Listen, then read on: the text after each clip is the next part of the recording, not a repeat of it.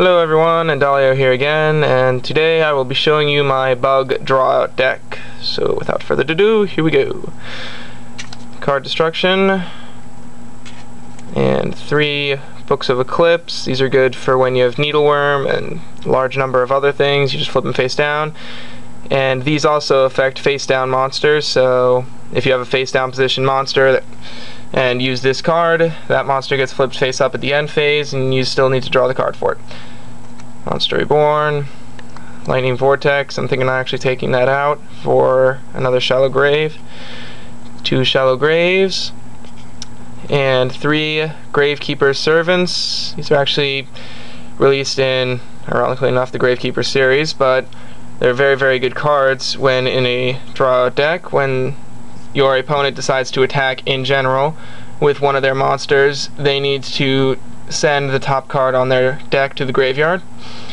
Heavy Storm, Ultimate Offering, and 2 Magic Jammers for Nobleman of Cross Out.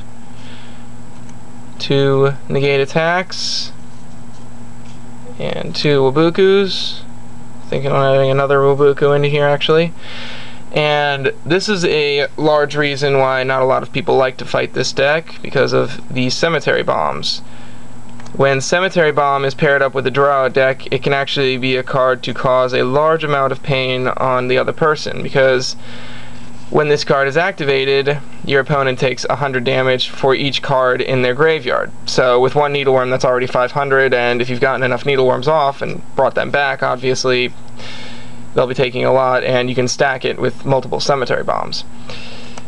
And 3 Maneater Bugs. These are the reasons I don't really run Sakuretsu Armor in this deck, because I can constantly bring these guys back. And 3 Needleworms, for obvious reasons. 2 Howling Insects, to bring out whatever I really need. And 1 Insect Knight. Kind of funny that I only have 1, but you know, he's a 1900 attack, and I actually just recently got him, so. Noble Maneater Bug, and Ultimate Insect level 3. Really nifty card for actual bug decks. When this card stays on the field for 1 turn, at the standby phase, you draw your card, and he levels up to the Ultimate Insect level 5, who gains his effect.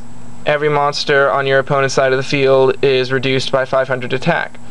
And when this card stays on the field for 1 turn at your standby phase, you can special summon the Ultimate Insect level 7, who reduces all monsters' attack on your opponent's side of the field and defense by 700. So you pair him up with bugs that normally don't really attack that high, and they can take out like stuff like Blue Eyes and stuff like that.